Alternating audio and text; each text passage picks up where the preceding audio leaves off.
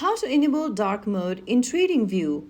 Hi everyone, welcome back to Trading for Beginners. If you are looking to enable dark mode in the TradingView application, then first of all, launch open the TradingView app on your device and make sure that you're logged in. Once you're inside, go ahead and tap on the menu button at the bottom right corner from the home screen. Inside the menu tab, go ahead and tap on the gear icon at the top right, and this will open settings. Here, just go ahead and tap on the theme option and select dark from the list.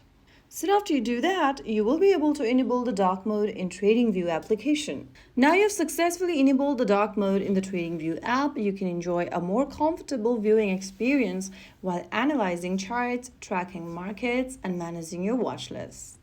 If you ever want to switch back to the light mode, you can come to this same page and select light. So with just a tap of a button, you will be able to change the theme of your TradingView application using your smartphone. If you found the video helpful, don't forget to like, share, and to subscribe to our channel. I will be back again in the next video. Thank you for watching.